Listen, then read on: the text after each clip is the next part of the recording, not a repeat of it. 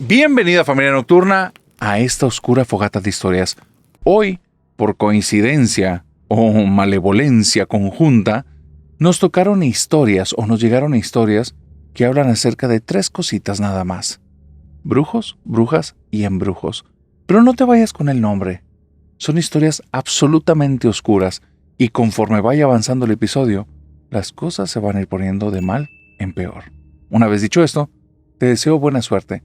Y te deseo y espero que sobrevivas esta fogata oscura de historias. Comenzamos.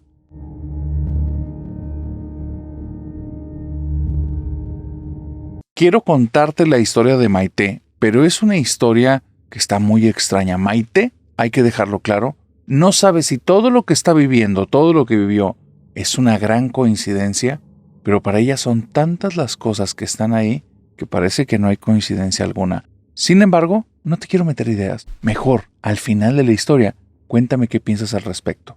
Esta historia ocurrió hace 6 años en la vida de Maite. Maite, su contexto es bien sencillo. Viene de una familia de arquitectos, ella también estudió arquitectura. Cuando termina de estudiar arquitectura, consigue un trabajo en el que le pagan lo suficiente para salirse de la casa. Papá y mamá son estrictos, son muy rígidos, ella es un poquito más relajada, necesitaba más su espacio. Y cuando Maite consigue este departamento y se va a vivir para allá, decide que va a invitar a una amiga que tiene desde toda la vida. Hay un suceso trágico en la vida de Maite. Cuando ella estaba en la secundaria, una muchachita, una chica que las acompañaba ahí en su salón de clases, que no era alguien muy cercana a Maite, enfermó, empezó a deteriorarse muy rápido y a mitad del curso en el 3er grado de secundaria, falleció. Te cuento esto porque es ese suceso el que hace que Maite tenga una gran amiga, Saraí. A lo largo del tiempo que esta chica lamentablemente enfermó y pasó a otro plano, Maite y Saraí tuvieron muchas reflexiones en torno a la vida. Les hizo pensar muchas cosas e hizo que las dos tuvieran un lazo muy fuerte. La vida sigue avanzando. Cuando pasan la preparatoria, la carrera, las dos toman rumbos muy diferentes. Saraí estudia una cuestión como de humanidades, pero era una chica muy diferente a Maite. Saraí, su forma como de ver el mundo era de una forma, por así llamarlo, holística. Creía que había muchas cosas por ahí, creía mucho en lo sobrenatural. Maite era una persona muy con los pies en la tierra, muy de las cosas que son tangibles. Toda la vida era prácticamente trabajo, generar una pequeña fortuna para poder vivir bien en tu vejez, y todo era así, como muy cuadrado, muy estructurado. En cambio, Saraí creía en la magia. Saraí veía todos los días como posibilidades, opciones, situaciones. No digo que Maite sea gris, pero sí eran formas de vivir, digamos, un poco más caótica y un poco más estructurada. Y con caótico no en sentido negativo, solo que no había una estructura clara. Te cuento todo eso porque ellas dos juntas hacían un par sumamente dispar. Mientras Saraí iba creciendo y iba pintando su cabello de colores y se iba vistiendo de unas maneras que en ocasiones se veían, digamos, con un contraste muy marcado con los estilos actuales aceptados a nivel social, Maite siempre era clásica. Tú la veías de una persona que no te llamaba la atención por su vestimenta. Sí, era bonita, tenía un cabello rizado, chino como le dicen en algunas partes, muy voluminoso. Su tez blanca y sus ojos como muy oscuros daban cierto aspecto en ella que parecía que no era una persona de la región. No tenía ni rasgos ni de mamá ni de papá. Decían que esta niña no sabían de dónde había salido, pero que igual la querían. Y al final Maite era una chica pues que simplemente llevaba una vida común y ahora en la arquitectura se fue a vivir a un departamento y no pensó 2 veces en invitar a Saraí. Ya tenían como 6 meses de no haberse frecuentado. Pero si alguien quiere que viva Maite con ella, es Saraí en este momento, en esta primera aventura. Cuando le dice a Saraí es muy directa y le dice: oye Maite, fíjate que, pues tú sabes que yo siempre he tenido mis ondas. Entonces, ahorita conseguí trabajo con una brujita y no me anda pagando muy bien. Yo con todo el gusto y con todo el cariño me encantaría ir contigo, pero no tengo mucho para pagar la renta, no te voy a poder apoyar. Y Maite le responde: boba, yo lo que quiero es que vivamos juntas. Así es que se vino el par dispar a vivir al departamento. Y ahí las ves. En la zona de Maite, todo es minimalista. Hay muy pocas cosas. Apenas está su cama, un lugar donde guardar la ropa y todo el lugar despejado. Oh, pero si te vas al de Saraí, parece la habitación de una chica adolescente, con pósters, 1001 lugares donde puedes depositar cosas en las que siempre hay cosas, pero quién sabe qué sean, porque están cambie. Ropa tirada por todas partes, a veces la limpia mezclada con la sucia. Pero Maite está encantada con Saraí. Y Saraí no tiene ningún problema con su estilo de vida, así es que las cosas funcionan. Las zonas comunes de las dos han llegado a un acuerdo, se van a mantener limpias y las dos son muy correctas y todo va muy bien. Es muy extraño, porque Maite, las primeras semanas en las que estaba viviendo en este departamento, a raíz de tener este nuevo trabajo, hablaba puras maravillas del trabajo, puras maravillas. En algunas ocasiones Saraí hizo limpieza del departamento, de todas las habitaciones, y Maite se sentía muy agradecida porque llegaba un poco cansada del trabajo. Pero te digo que es muy raro, porque a pesar de que todo está, digamos, viento en popa, funcionando perfectamente, estás viviendo la aventura que quieren, Maite se siente contenta, empezó a sentir algo extraño, como mucho peso por el trabajo. De repente se veía más cansada de lo habitual, no entendía qué era, se fue a hacer un par de análisis de sangre, todo está perfectamente bien, y se empieza a sentir con algo que después de un par de semanas le detectan como síndrome del quemado.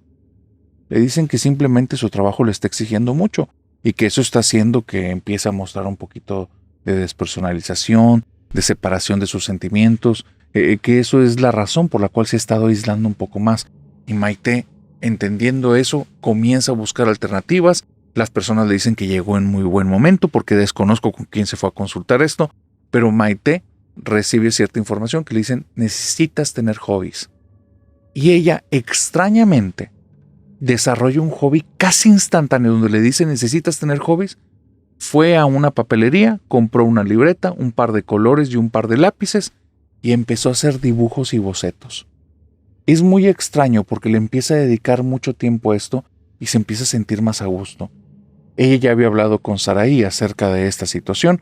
Saraí se quedó muy pensativa cuando le dijo acerca de este burnout, de lo que le habían detectado, y le dijo como, bueno chiquita, no te preocupes, vas a estar bien en las siguientes semanas. Tú ponle ganas y haz lo que te dijeron. Pero se veía extraña. Tal vez por eso se separó un poquito de Maite esos días y le dio su espacio.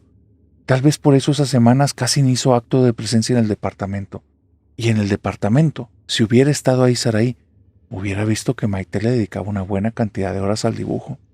Estaba haciendo boceto tras boceto tras boceto. Ella, Maite, le contaba a su familia acerca de este nuevo hobby que la tenía encantada. Sentía que las energías semana con semana que iba pasando iban regresando, iba siendo otra vez la misma Maite de siempre, podía con las cargas de trabajo, ya no era una chica gris, todo iba muy bien. Pero había algo muy extraño. Cuando le preguntaban qué estabas dibujando, ella se quedaba pensando, ay, no sé, llevo varias en esta semana. Recuerdo que pinté una casita de muñecas. Y una casita de muñecas, pero a ti nunca te gustaron. Ya sé, pero lo traía como que con muchas ganas de hacerlo y me quedó bien padre. Luego se las traigo. Nunca le enseñó porque era un tema trivial, es un tema de esos que comentas y después ya estás en otros 5 temas más, ¿no? El tema es que Saraí nunca vio los dibujos, la familia nunca vio los dibujos, Maite le dedicaba mucho tiempo y sigue avanzando este tiempo. Saraí de repente está en temporadas largas fuera del departamento y en temporadas cortas regresa al departamento, se nota un poquito más aislada y después de esto, cuando tienen conversaciones, empieza a preguntar cosas extrañas como, oye, ¿ya te sientes bien? ¿No han pasado cosas raras? Y Maite no entiende por qué las preguntas y le dice, ay Saraí, tú sabes que yo no creo en nada de lo que tú crees, nunca ha sido problema entre los dos. No, todo bien. Si pasara algo, tú serías la primera que te enterarías. Está bien, pero no ha habido nada así como que sueños, como cosas raras. No, pero ¿por qué me preguntas eso? No, mera duda. ¿Me ves rara? Le decía a Maite, ¿me ves rara? ¿Me ves extraña? No, mera duda. El problema es que a pesar de que las respuestas de Maite eran directas, de repente de una semana para otra, Saraí decidió que ya no iba a ir al departamento. Le dijo que ya no iba a poder estar ahí, que la disculpara, que de todas maneras ella no era de mucha ayuda para la renta, pero por el tipo de trabajo que tenían le estaban demandando más tiempo y necesitaba un lugar muy cerquita. Para Maite no le hacía mucho sentido, porque estaba a 15 minutos de la casa. Pero bueno, cada quien sus decisiones, son adultas, todo perfectamente bien. Corre un año. un año completito. Y en ese año no se han visto una sola vez. No saben ya qué hacen una de la otra. Maite en ese año ha pasado por varias cosas. De repente sentirse un poquito deprimida. En ocasiones ha tenido achaques en el cuerpo, pero cuando va y se revisa no es nada y se quitan a los 2-3 días. En ciertos momentos ha sentido mucha soledad. Las personas con las que ella consulta, te vuelvo a decir, no sé quiénes son. Entiendo que es un psicólogo o un psiquiatra porque es muy técnico en lo que le dice. Le comentan acerca, ¿no has pensado en torno al tema de tener pareja? De sentirte acompañada, pasas mucho tiempo sola. Y ella se quedó pensando y después de darle vueltas un momento dijo, es cierto, quiero a alguien estar con alguien, ya sea una amistad o una pareja, no me he dado tiempo para eso y sí paso mucho tiempo sola. Y de repente, como si esto fuera un maldito cuento de hadas, y te lo repito, remarcando, maldito cuento de hadas, apareció en la vida de Maite un tal Carlos. Un sujeto que ella estando en un centro comercial se acercó, directamente dijo una payasada cuando estaban en la fila de algún lugar que estaban comprando comida, se terminaron sentando juntos para platicar y era totalmente encantador. Pero es muy raro, porque las cosas que le daban como mucho encanto a Maite no le hacían mucho sentido ya cuando Carlos no estaba ahí. Se quedaba pensando yo por qué me reí de ese chiste si estaba muy tonto. Ese tipo de cosas a mí no me dan risa. Este comentario que me dijo no me gusta. Qué raro, pero ahí sí me gustó. Bueno, se empezaron a dar la oportunidad. Se habían compartido ya números de teléfono, se mandaban mensajitos y era muy extraño. Tenía deseo de estar con él. Y es cuando ella comienza a explorar el tema de decir, oye, pues yo nunca he sido, espero que me entiendan, una persona muy activa en este tema. Siempre he estado dedicada a estudios. Tal vez ya es un tema de hormonas, de un tema de edad, un tema de inconsciente que me está diciendo, oye Maite, pues es que ya es hora, mujer. Ya tienes que hacer algo con esto. Así es que Maite se da la oportunidad de empezar a salir con Carlos. Durante 6 meses, su vida va de mal en peor. Primero inicia todo con sonrisas, con cierta química extraña porque no termina de ser química y con muchos chispazos raros. Son como esos chispazos de estos aparatos que sirven para generar una flama, pero que no genera nada y que llega un momento hasta que te lastima el dedo. Ese tipo de cosas estaban pasando porque ella se sentía en ese momento como atraída y encantada, pero terminando no. Y en los siguientes 6 meses todo fue de mal en peor. Las cosas no estaban bien. Ella ya no se sentía a gusto con él. El tipo era un tipo agresivo. Era un tipo muy posesivo, súper celoso. Todas las cosas que ella había logrado de independencia, aquí ya las había perdido. El sujeto le pedía que le mandara por WhatsApp ubicaciones donde estaba cada media hora, con quién estaba platicando, que grabara audios ambiente para saber si había personas alrededor, que le mandara santo y seña de la gente con la que convivía, y todo hombre que no fuera él estaba prohibido. Un tipo pero asfixiante como no tienes idea, prácticamente un loco, al punto que Maite empieza a desarrollar ya un poquito de problemas, cierto parpadeo involuntario que no puede contener, ciertos retortijones en el estómago, falta de apetito, muchísimos momentos en los que necesita desvelarse porque no se puede dormir porque está toda ansiosa, y es donde dice, esto tiene que parar ya. Ella va directamente con alguna persona, ya sea psiquiatra o psicóloga, que le dicen directamente, necesitas una orden de alejamiento. Tienes que hablar con este tipo, pero este tipo, por lo que nos estás diciendo, es peligroso. Busca temas legales. Entonces Maite, muy con los pies en la tierra, muy de hacer las cosas en el día a día, va con un abogado. El abogado le dice los requisitos, los cosas y todo, y Maite dice, no hombre, me voy a meter en un problemón con esto. Y está en ese tema cuando alguien en su trabajo, una chica de las muchas con las que convive, porque ya no convive con chicos, una de estas chicas se le acerca y le dice, oye, te he visto muy mal, ¿qué pasa? Y cuando tiene una conversación rápida, donde le da ciertos puntos acerca de este tipo Carlos, que es prácticamente un monstruo voraz de espacios y de independencia, le dice ella, yo conozco una bruja muy buena, ve con esta bruja y va a hacer que este tipo se aleje y no te metas en ese tema legal. Maite le dice, ¿una bruja? ¿En serio crees en eso? No es que crea, es que me consta que funciona. Ve con ella. Es carera, O sea, no cobra barato. Ella sí cobra caro, pero te da solución buena. Pues Maite dice, ¿cuánto cobra? Le dan más o menos un promedio de cuánto anda cobrando Maite es de pies en la tierra, entiende esta forma de pensar. Nada de lo otro es real, eso no existe, pero le sale más barato. Le sale mucho más barato que el abogado.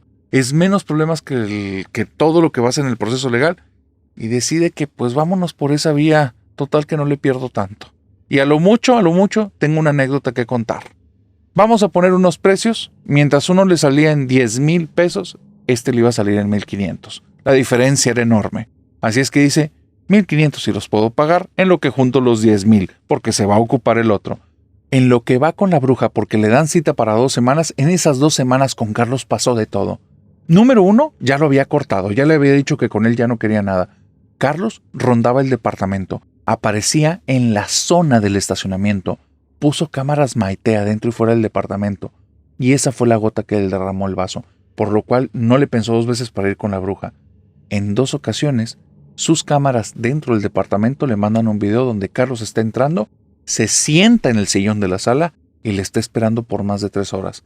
Ella, como tiene el video, no llega al departamento, se espera que este tipo se vaya y llega con un cerrajero para cambiar las cerraduras. El problema es que vuelve a suceder eso 2 días después. Este tipo parece que tiene algún tipo de instrumento con el cual puede abrir puertas. No quiere entrar todavía en el tema legal por los problemas que le va a causar a nivel de papeleos, tiempo invertido y todo eso. Y es donde dice, ya vamos con la bruja. Así es que ya tenía la cita para un viernes, está marque hasta que la bruja se desespera y le dice, ya mija, te voy a atender ya. Vente aquí el miércoles y aquí ya hacemos todo, pero ya deja de estarme llamando que ya me tienes harta. Así es que miren, Maite va para allá, llega al lugar y desde que llega comienzan las cosas a estar un poco raras. Maite entra en este lugar, en esta zona extraña, porque es un edificio de departamentos normales, no es un local comercial. Cuando entra, en lugar de toparse con una sala y comedor, se topa con algo más cercano como a colores que estarían dentro de un antro, de un boliche, dentro de estos lugares que son para bailar, porque hay algún tipo de instrumento que refleja como que estrellas y los va pasando ese proyector por las paredes. Cuando ella se sienta, le da directamente en los ojos. En el techo se ven reflejados como unos colores rojos y verdes que están dando vueltas. Todo se ve como muy raro, medio ridículo, como si estuviera yendo con una persona que va a estafarla y ya. De repente, la mujer entra por una puerta de atrás, que no es una puerta, no tiene que abrir nada. Es el umbral de una puerta y tiene como unos collares de colores que están todo a lo largo de la puerta. Se escucha ese tintineo, voltea Maite para allá y está entrando una mujer con unas ropas largas, vestidas de color dorado, con unos remates morados, que trae un turbante, toda una figura de una persona que está a punto de estafarla. Se ve más una actriz que una bruja. Y esta mujer se sienta y le dice, tú eres la que estaba marque y marque, ¿verdad? ¿Cómo le hiciste para entrar? Y Maite le dice, pues estaba abierto. Yo nada más llegué, toqué y me metí. Y se te hace eso correcto para meterte en casas que no son tuyas. Y Maite siente un poco de culpa y le dice, no, discúlpeme, no fue intencional. Como es un edificio de departamentos, yo creía que era así. Creías. Aquí viene mucha gente con muchas creencias y no todas están bien. A ver, Maite, ¿para qué me necesitas? ¿Qué es lo que quieres que haga? Y Maite empieza a sentir algo muy raro. Se siente como si hubiera entrado en la cueva del lobo. Se quiere ir, pero al mismo tiempo quiere que se solucione el problema de Carlos. Y ya nada más le dice, no la quiero molestar, si no me puede dar el tiempo, o si le hice sentir mal me voy. No. Ya lo que hiciste mal, hecho está, no te preocupes.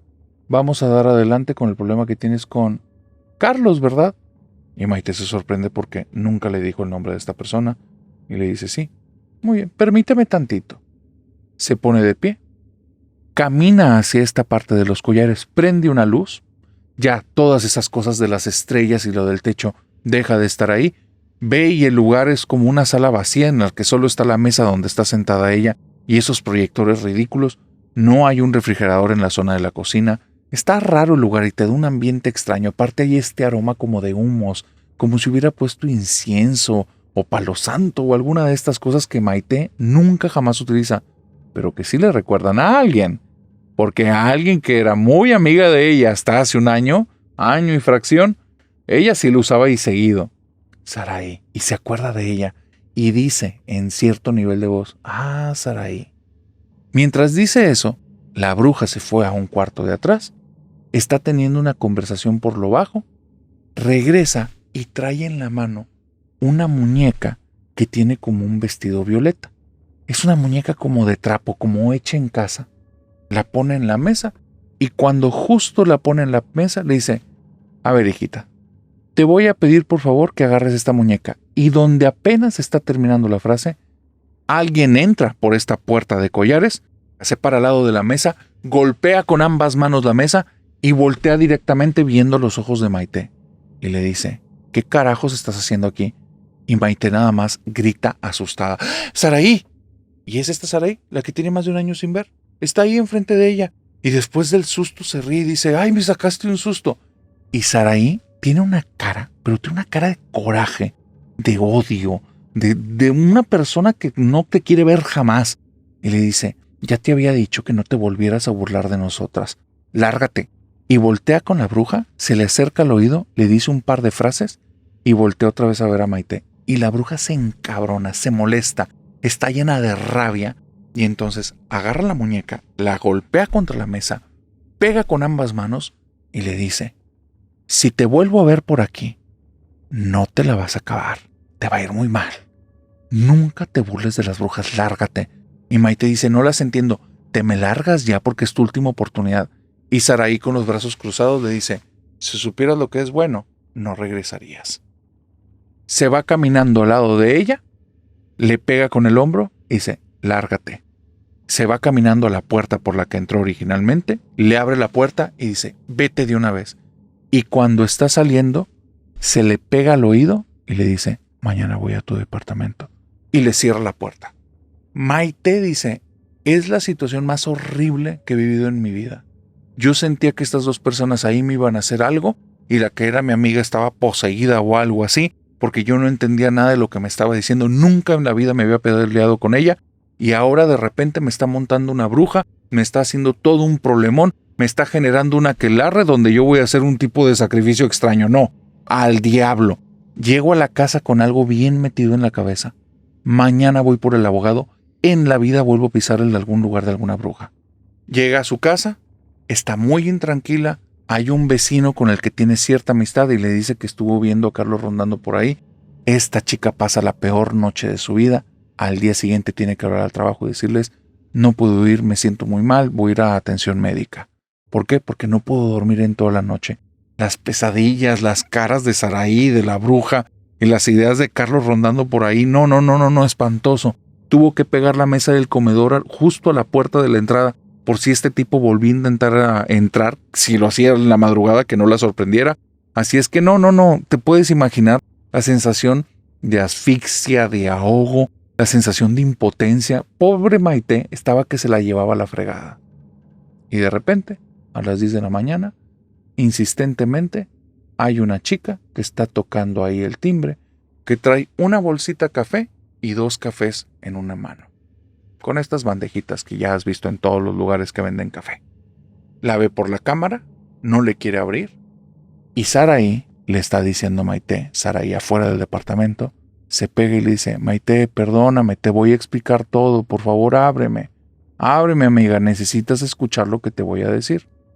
Y aquí es donde empieza esta historia de terror. Después de media hora de estarle suplicando, Maite abre la puerta. Saraí entra al departamento. Saraí le entrega los cafés y le dice, como en los viejos tiempos, borrón y cuenta nueva, por favor. No entiendes nada de lo que pasó ayer. Yo sé que puedes estar confundida. Te veo muy mal. Me tengo que disculpar, pero necesitaba protegerte. Y Maite le dice, ¿protegerme de qué? Me hiciste pasar un ridículo, me sentí horrible. No importa lo que me digas, te voy a hablar de cosas que no entiendes, pero son cositas que te tengo que explicar para que sepas por qué actué ayer así y por qué después de hoy nunca me vas a volver a ver. Maite se le hace extraño, ya no quiere tener esta conversación con ella, pero a la vez siente como ese gancho por la amistad que tuvieron en el pasado. Entonces es como que maldita sea, no me voy a quedar con la duda toda la vida. Está bien, dime. Abre la bolsita Saraí, saca 2 quequitos y le dice, no te preocupes, no trae nada. Es por los viejos tiempos de la panadería que siempre nos gustó. Entonces ahí está. Si no te lo quieres tomar, yo también entiendo. Y Saraí le empieza a contar esto. Maite, tú me invitaste a vivir aquí ya hace más de un año. Y yo accedí porque para mí era la aventura de la vida. Estaba trabajando con una bruja. Ahora ya la conociste. El problema, y algo que no te dije, es que esta bruja es celosa. Y es celosa y posesiva. Cuando yo entré a trabajar con ella, la verdad eso no me causaba ningún problema, porque yo estaba tan enfocada en aprender que era como mi segunda universidad y no me importaba ni las amistades, ni tener una pareja, ni nada. Pero el tiempo avanza, las prioridades cambian. Cuando tú me invitaste a que viviera aquí, ella, al día siguiente de que me mudé, apenas entré ahí en esa sala que tú estuviste, empezó a hacer como si olisqueara algo y me dijo, hueles a otra. Yo no entendía lo que me decía. Me dices, hueles mucho a otra. Se me acercó, me empezó a mirujear. Y ella ya es un poco extraña, por eso no le vi tanto problema. Aparte yo no quería que me corriera porque estaba aprendiendo mucho. Y entonces tomó un cabello que estaba incrustado en mi ropa y me dice, este no es tuyo, vamos a hacer algo. Se trajo una muñeca con un vestido de color azul, le enredó el cabello y le empezó a decir diferentes cosas. Los días son grises, las noches son pesadas, el dormir no te hace descansar. Y durante todos los días, durante un mes, estaba haciendo diferentes cosas con esa muñeca para que sintiera como los días más pesados. Y de repente tú desarrollaste burnout.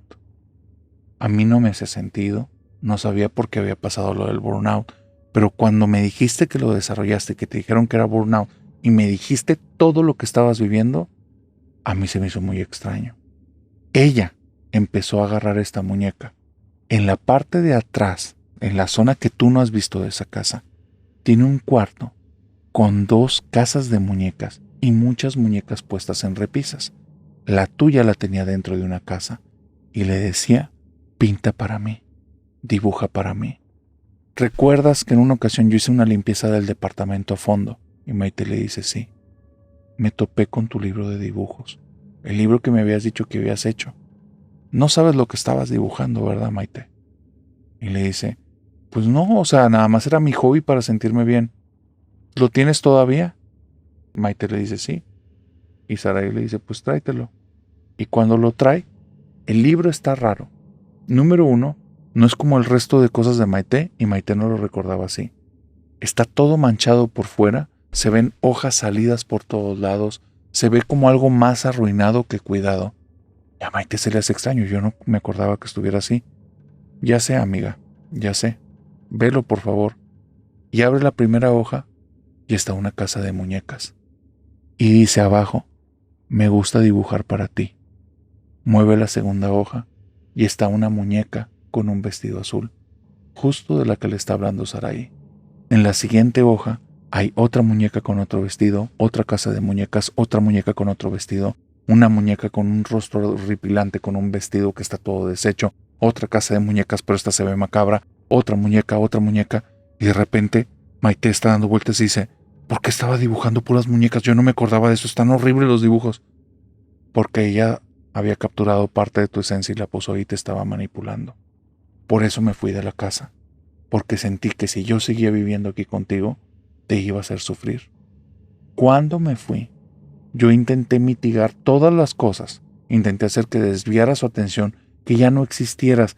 De hecho, en una que se descuidó, le quité todas las cosas que te vincularan contigo. Y amiga, se enojó mucho y me dijo, ¿sabes qué? Tú, antes amiga, necesito un novio. Le vamos a presentar a Carlos. Dice, ¿cómo se llamaba el chico con el que estuviste saliendo, con el que ibas por el problema? Y me dice, se llamaba también Carlos. Dice, él es una persona que ella ha estado utilizando desde hace muchos años. Es su zombie, que lo manda con ciertas personas para que les fastidie la vida. Si revisas, si levantas algo con él, te vas a dar cuenta que él ya trae antecedentes de lo mismo. Lo utiliza para eso. Este hombre desde hace mucho dejó de ser él porque le hizo algún tipo de negocio que intentó hacer fraude con ella y pobrecito. Dice, entonces, ¿te lo mandó? Apareció de la nada, ¿verdad? Y ella dice, sí. Dice, ¿y tú te dabas cuenta que no congeniaban, pero aún así estabas ahí? Pero es que ¿cómo sabes todo eso? Porque yo estaba ahí con lo que hacía con los muñecos y los estaba amarrando. Les quitó el amarre, por eso te pudiste desprender de él. Pero a él le puso el doble. Está súper obsesionado contigo y ha empezado a hacer cosas muy raras, ¿verdad? Y Maite dices, pero es que ¿cómo sabes todas estas cosas? Porque es magia, amiga, y es magia de la mala. Amiga, el día que estabas ayer allá, a mí me dio un miedo tremendo porque no te vi entrar, pero escuché tu voz y la reconocí al instante y sentí que mi mundo se me caía a pedazos. ¿Cómo podía ser que estuvieras ahí? Si ella captaba tu esencia, te iba a hacer daño. Cuando ella se vino al cuarto de atrás y vi que agarró una muñeca con un color violeta, que no era la tuya, me di cuenta que todavía había oportunidad de burlarla. Así es que le inventé la historia que tú habías estado ahí yendo de varias brujas y con varias les habías hecho fraude. Entonces, como ya ha habido muchas personas que hacen eso, esta chica se enojó muchísimo y como todavía no hacía nada, te la dejó pasar. Porque para ella también es energía y cansancio y valía más la pena que te fueras asustada. Ella también se alimenta un poco al ver las caras temerosas de la gente, como te diste cuenta. Así es que, mi amiga, hasta aquí te he podido proteger. Por favor, si puedes, múdate de departamento. Todo lo que encuentres mío, deshazte de eso, que ya nada nos vincule y nunca más nos vamos a volver a ver. Dice el narrador, esto pasó hace 6 años. No he vuelto a ver a Saraí, jamás la voy a buscar. Entendí que en las cosas en las que ella está capturada por lo que ella me está diciendo, porque tampoco estaba feliz de estar ahí y no tiene forma de salir de ahí ilesa. Y yo no quiero volver a caer en las manos de una bruja que me vuelva a hacer esto. No sé al día de hoy si fueron coincidencias, pero si lo fueron, en serio, el destino me jugó una broma muy cruel.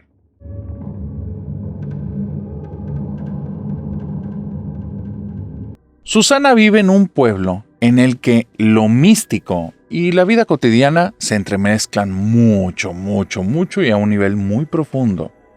Ella es una persona que había llevado una vida bastante normal, se había dedicado a sus estudios y en cierto momento de su vida sentía que estaba llamada a cuestiones como espirituales y empezó a hacer una metodología muy holística. Venía de una familia cristiana protestante, eso después lo mezcló un poquito con New Age, nueva era, después brincó un poco de budismo, un poco de hinduismo, y estuvo ahí haciendo ya sus propias mezclas donde de repente tenía sus rezos, que eran muy cristianos pero terminaban con algún tipo de mantra, y terminaba con una postura tipo mudra, y bueno, puras cosas que ella veía bien el mezclarlas. Esto que te estoy diciendo no es una crítica a su metodología, solo es una descripción de lo que ella hacía. Te digo que ella creía que ningún mal le podía traer, porque realmente no sé si eso es el causante de lo que le pasó después. Ese momento de su vida que duró cerca de 2 años, cuando ella tenía alrededor de unos 20 a los 22, 23 años, fantasmas más, fantasmas menos, ya sabes, en esa época llega un momento en que le da un cierre, un carpetazo a ese tipo de vida. Y pasan 2-3 años más, tiene entre 25 y 26, cuando está perdidamente enamorada de un chico del trabajo. Pero hay un problema con este enamoramiento, más bien 2. El primero es que este chico está casado. El segundo es que este chico, aparte de estar casado, tiene un hijo.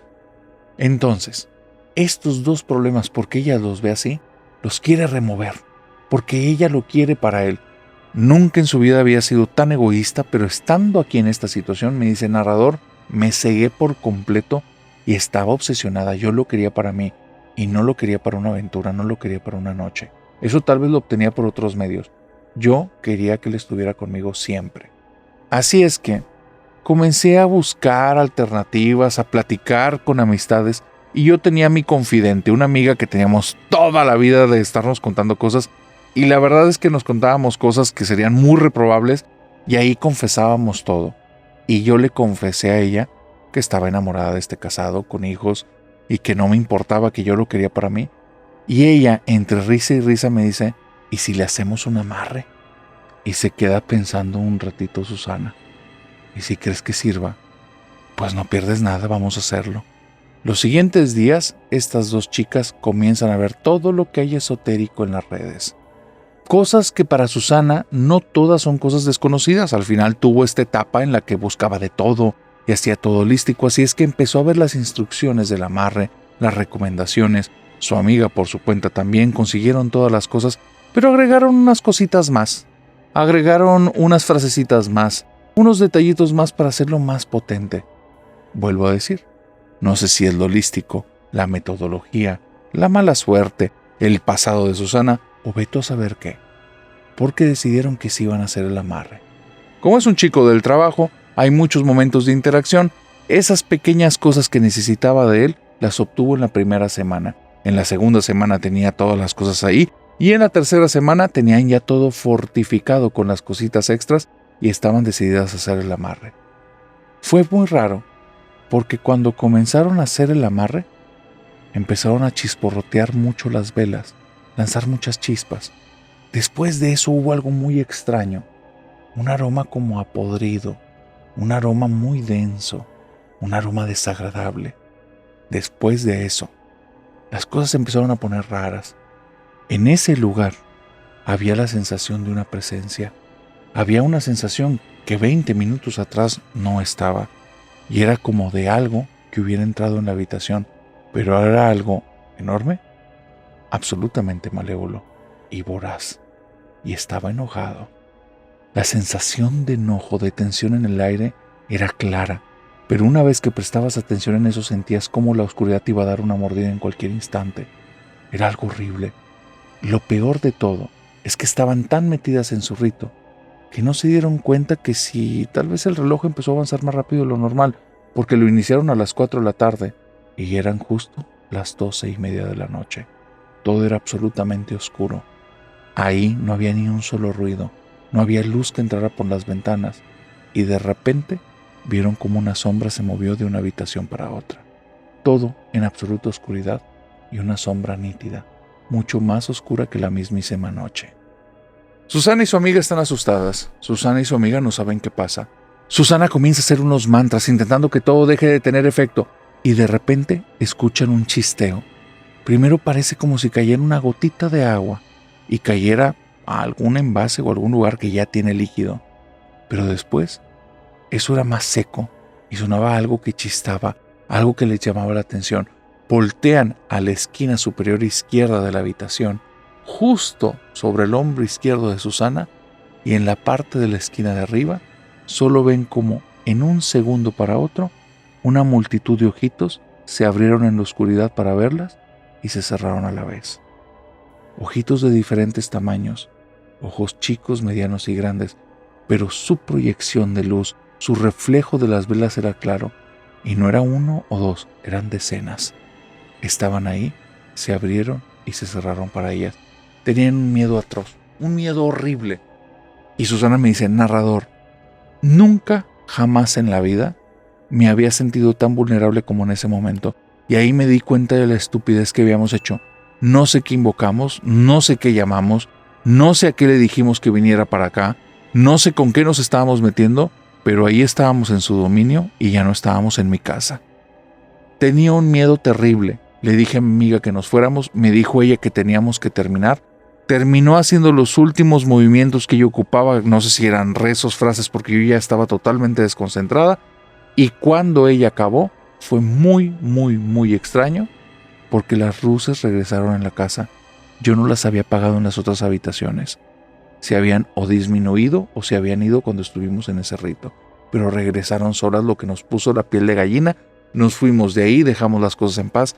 Los siguientes días, la casa donde hicimos eso, mi casa, tiene un aroma pestilente extraño que viene de todas partes. No es que se haya quedado impregnada de lo de las velas, porque no fue así. Era un aroma que iba y regresaba, como si algo muerto y maloliente anduviera andando dentro de mi casa. Fue la cosa más espantosa que te puedas imaginar. En la noche me jalaban las sábanas.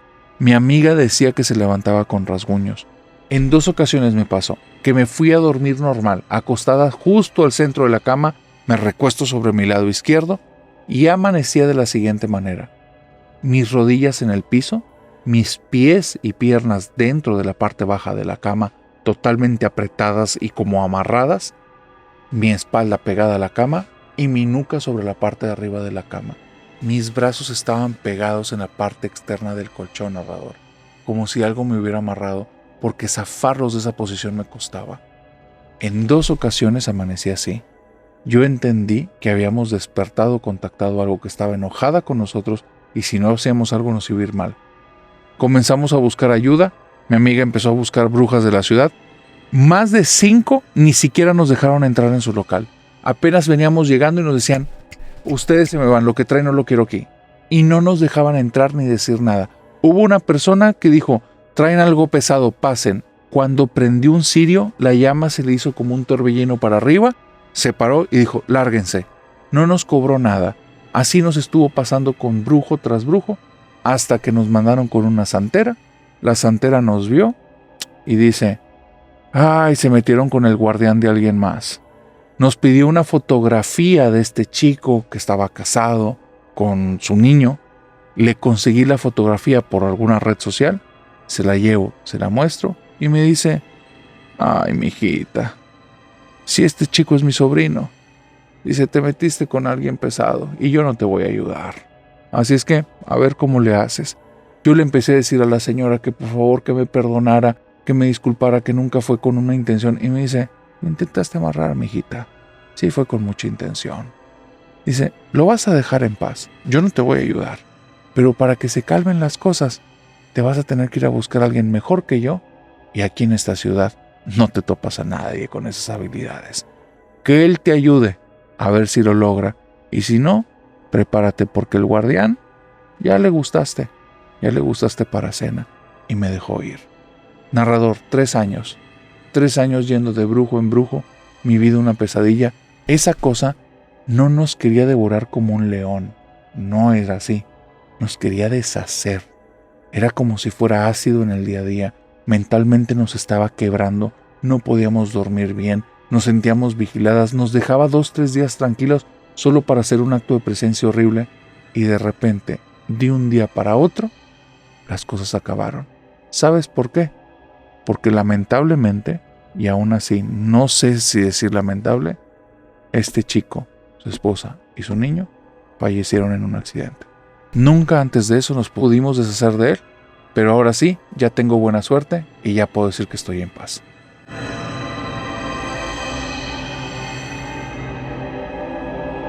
Monchis me mandó una historia y me dice que esto le ocurrió ya hace mucho tiempo. Monchis al día de hoy es una persona que tiene 45 años, pero esto le pasó cuando estaba en secundaria. Me dice que ella vivía en un lugar fronterizo, en una zona muy pegada al norte de México, y que en esta zona en la que ella vivía estaba lejecitos como de una ciudad principal e importante, y era más bien un pueblito. Dice, narrador, hay muchas cosas que ocurren en los pueblitos fronterizos que no ocurren en el resto de la República. En el que yo estuve nos pasó algo muy fuerte en la secundaria y es algo que me marcó a mí y a toda mi familia.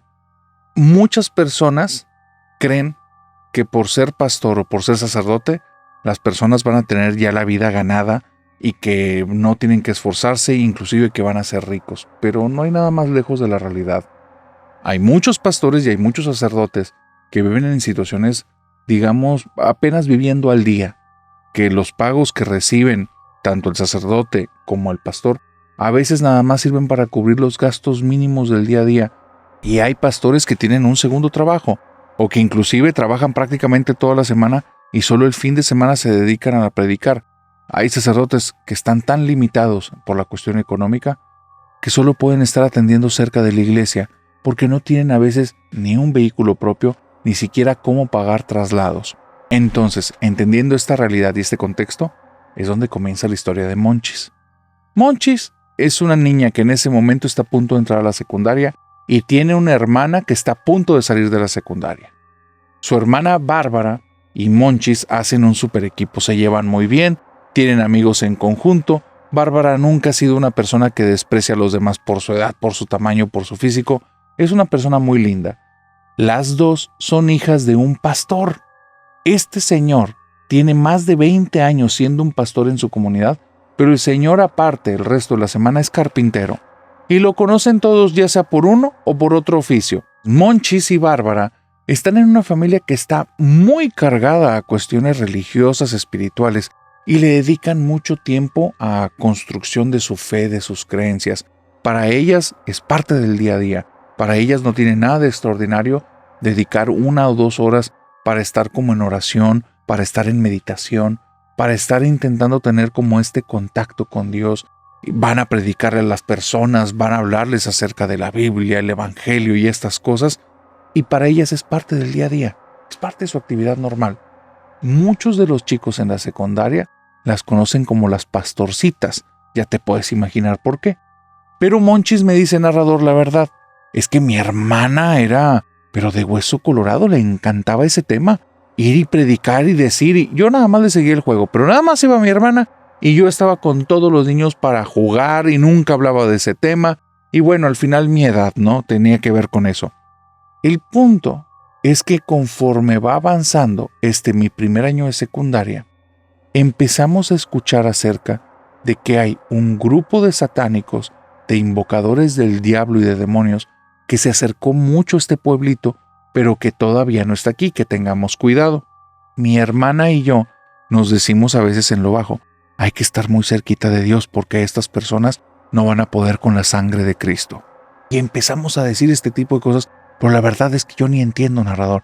Yo le seguía el juego, tenía miedo, me decían a mí demonios, y me imaginaba pues monstruos gigantescos y eso, así es que simplemente para mí en la mente de una niña me estaban poniendo como dentro de una película y estaba a punto de empezar la película de terror. Y lo veía así.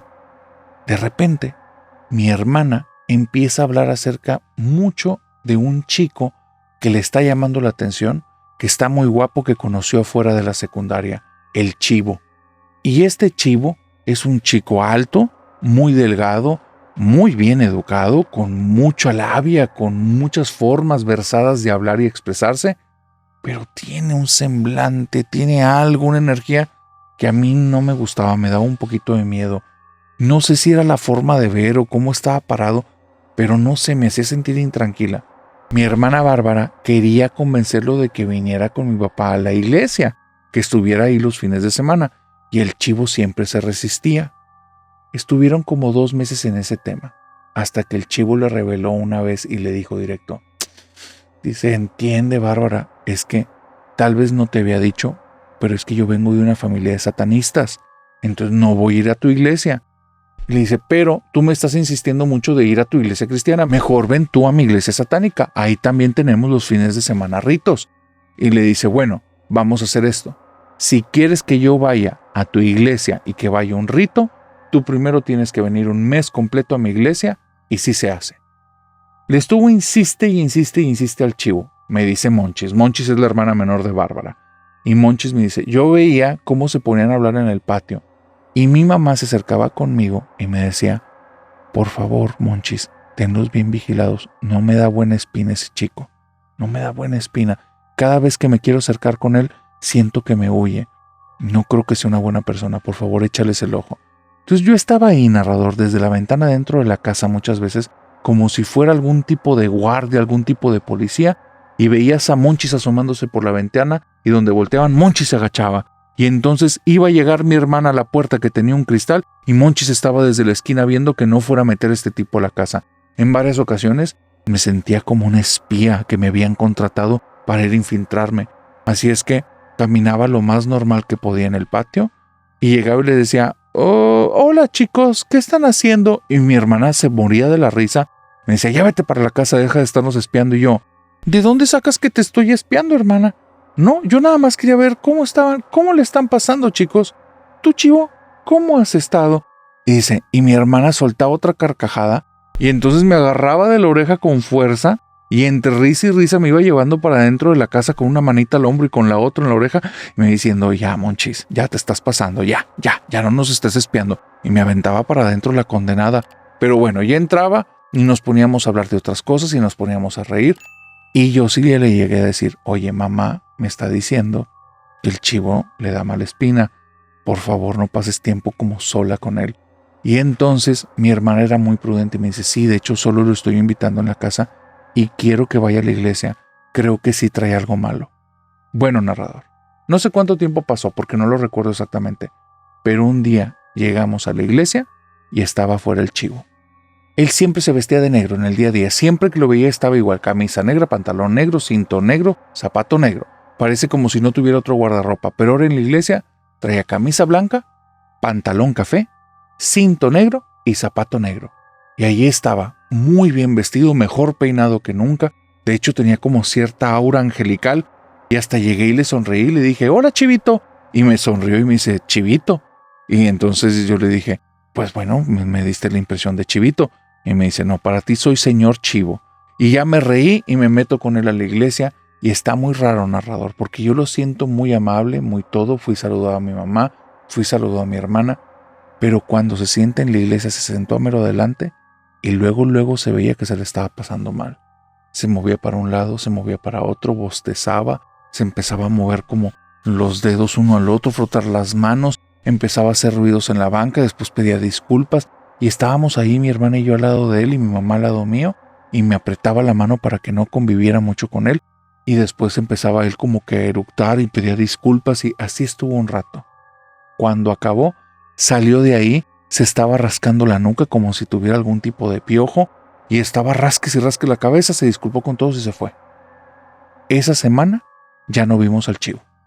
No se apareció en la casa, mi hermana no lo vio en la escuela, nada. Y entonces mi mamá aprovechó para hablar con Bárbara y le empezó a decir de, oye, está muy raro el comportamiento de él, dime exactamente de dónde lo conoces, ya van muchas veces que lo traes a la casa, pero dices que lo viste fuera de la escuela, ¿lo has visto adentro de la escuela?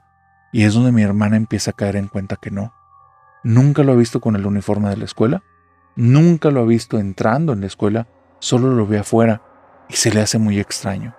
Junto con esto que hace que todos estemos como sospechosos, un día, en esta semanita en la que el Chivo ya no se apareció, viene un muchacho también todo vestido de negro, se presenta como Joaquín y Joaquín les está diciendo a mi mamá de que señora, por favor, ya no tengan contacto con el Chivo, no tengan contacto con los que venimos así, busquen estar ustedes aparte porque ya les echaron el ojo.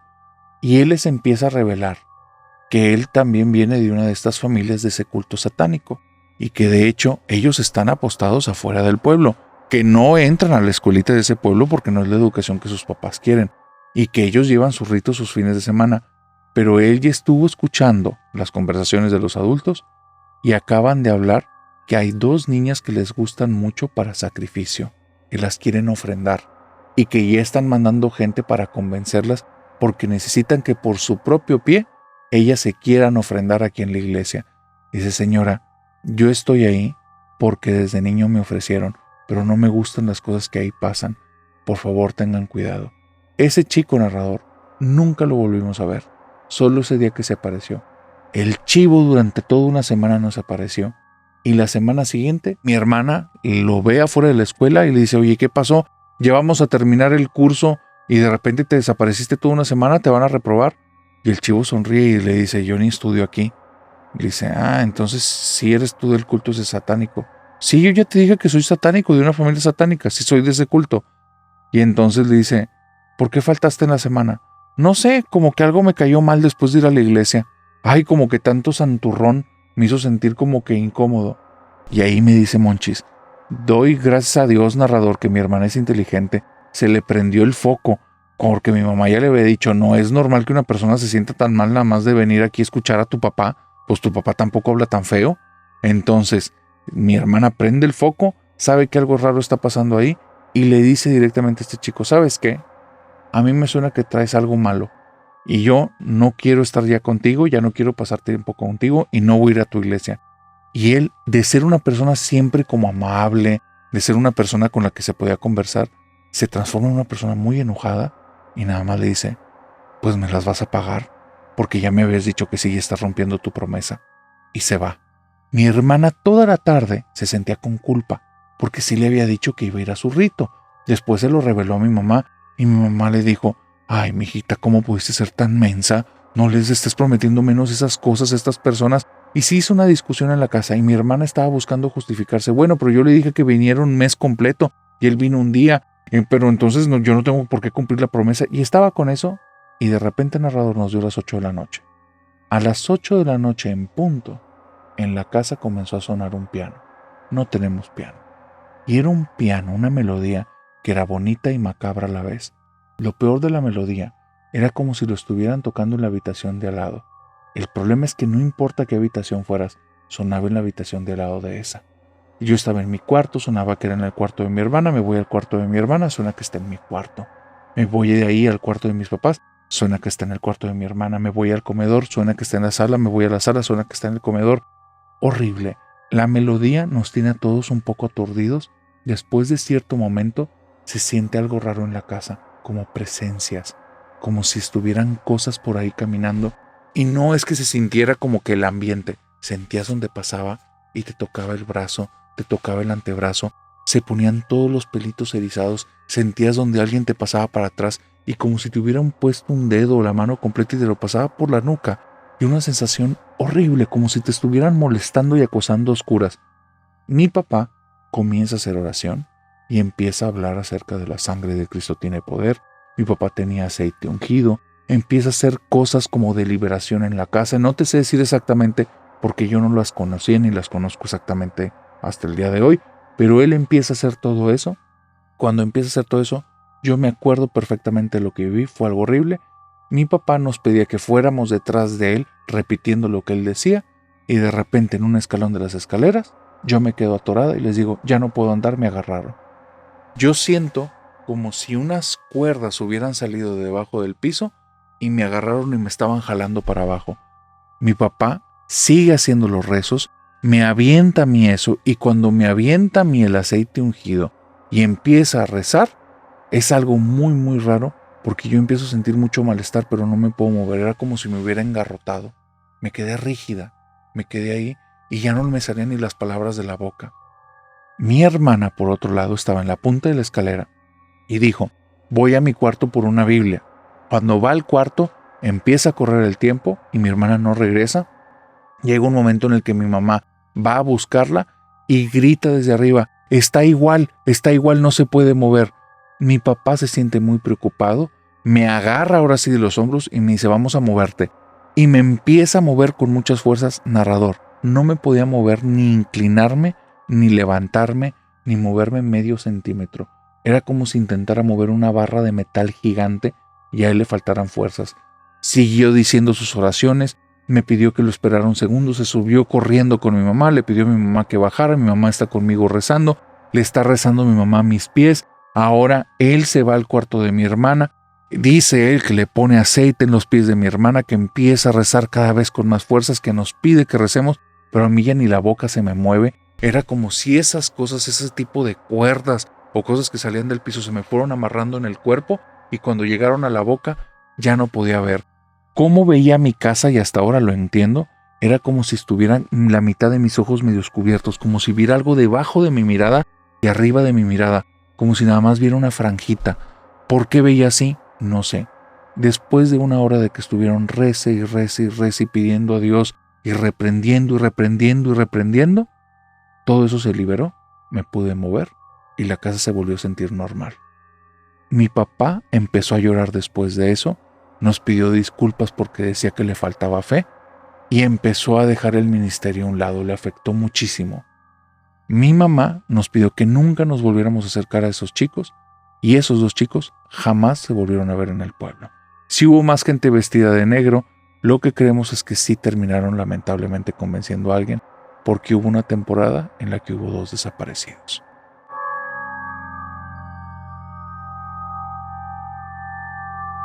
Esa historia que estoy a punto de contarte es una historia que está demasiado cruda y digamos que por situaciones de la red vamos a tener que manejar cierto tipo de censura, pero la vas a entender perfectamente y si entiendes bien de lo que te estoy hablando, muy probablemente hoy vas a tener dulces pesadillas. Vamos a llamarle a esta persona Fabián. Fabián resulta que tiene una historia de terror, pero de un terror cruento, pesado, desagradable. Y lo vivió apenas cuando era niño. Él dice que vivió en una casa 100% embrujada. Un lugar que no te deja como espacio para creer que lo paranormal tal vez no exista. Y me dice, narrador, nos fuimos a vivir ahí cuando yo tenía cerca de 12 años. La casa desde la primera vez, desde el momento que cruzamos el umbral de la puerta, hizo acto de presencia y nos dijo qué clase de pesadilla nos estábamos metiendo. Cuando cruzamos el umbral de la puerta traíamos cajitas, porque no teníamos muchas cosas en ese tiempo, pero teníamos unas cajitas por ahí, con algunas con ropa, otras con utensilios de cocina, cosas así, Y vamos entrando por la puerta y mi papá sale pálido y me dice que acaba de ver una mujer de blanco que cruzó de la sala al comedor. La casita, no te hagas una idea que es algo grande, es una zona muy, muy, muy chiquita, pero estaban como muy, muy divididos los cuartos. La sala, que era pequeñitita, estaba de un lado, el comedor del otro, que también era apenas para 5 personas. La cocina era un lugar minúsculo, pero estaba separado del comedor. Y así, cada sección de la casa estaba separada. Había un baño, medio baño, en la parte de abajo y un baño completo en la parte de arriba. 3 habitaciones en la parte de arriba, todas chiquititas también, pero todas separadas. En ese lugar, narrador, en esa casa, esa mujer de blanco, también la vi yo, también la vio mi hermano, también la vio mi mamá, y ni de cerca era lo peor. A veces, cuando teníamos invitados, y invitados estoy hablando de algún amigo de la escuela, o que mi hermano traía alguna novia, solo con invitados se empezaban a escuchar lamentos, como una persona llorando, y no era la Llorona, era un niño. Si empezabas a seguir ese llanto, porque una vez se me ocurrió hacerlo y fue la peor idea de mi vida, te iba conduciendo poco a poco a diferentes puntos de la casa hasta que llegaba un momento en el que volteabas y lo veías de frente. Y era un niño que se veía normal, pero tenía muchos rasgos de que lo habían tratado muy mal, espero que me entiendas. Tenía muchos rasgos de muchos maltratos. Y de repente, en medio del grito, en un parpadeo, ya no estaba. Pero eso sí, los pasos y el llanto iban a seguir escuchándose. Después de haber visto ese niño de frente, las cosas se pusieron feas. Parecía que me perseguía, pero siempre que estuviera con personas. Y un día que estuve con mi mamá o con una tía, mi tía traía una falda larga de color amarillo. Yo estaba al lado de ella y de repente escuchamos cómo entraron unos pasos corriendo. Volteamos a ver, no había nadie. Los pasos nos dieron 3 vueltas alrededor y en la última le jalaron 2 veces la falda a mi tía y salieron por la puerta por la que entraron. No los vimos, pero se escuchó perfectamente, muy nítido. Mi tía tenía miedo, me abrazó, me cargó y nos salimos de la casa. Ahí en esa casa había muchas cosas raras. Mi mamá contaba que una vez que se vio en el espejo, vio a una mujer que tenía una marca justo a la mitad del rostro, como si le hubieran hecho mucho daño, y espero que me entiendas, no quiero ser muy descriptivo, pero esa mujer no se veía que estuviera ya aquí entre nosotros. Mi papá se estaba bañando, estaba pegado a la pared mientras le caía el agua en la cabeza, cuando sintió que de la pared salieron unas manos y lo empezaron a ahorcar. Mi papá tenía miedo de esa casa, estaba buscando cómo cambiarnos, pero es que lo que pagábamos ahí de renta era minúsculo, era ridículo. Y después entendimos por qué. Los vecinos nos empezaron a contar que esa casa tenía mucho tiempo deshabitada porque estaba embrujada y todos lo sabían.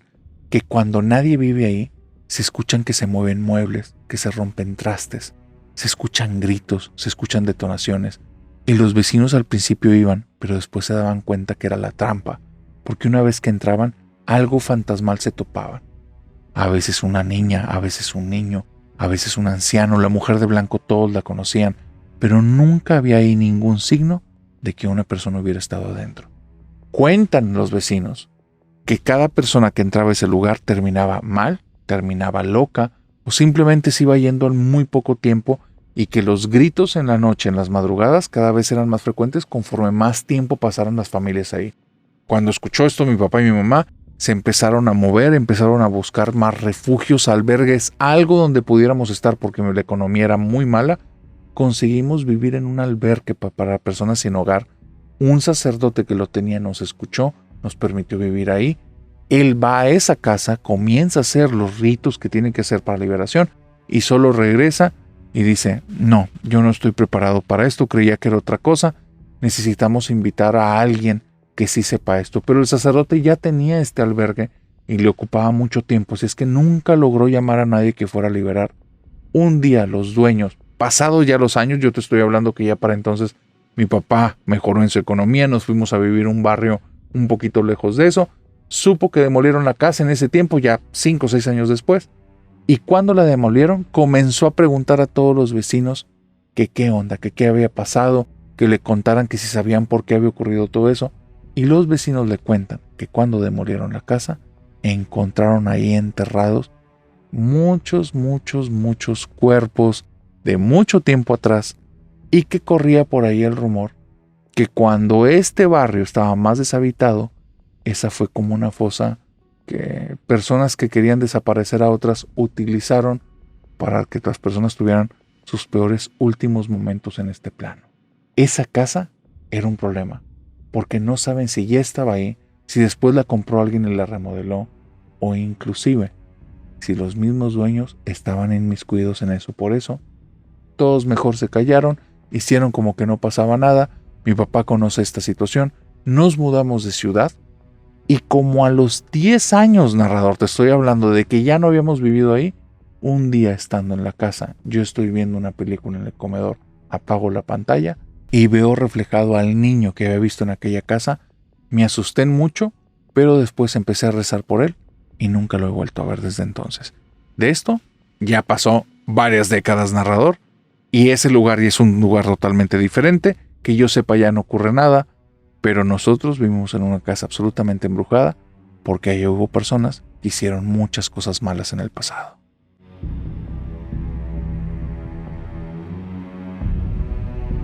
Y con esta historia, querida familia nocturna, hemos llegado al final de esta oscura fogata de historias.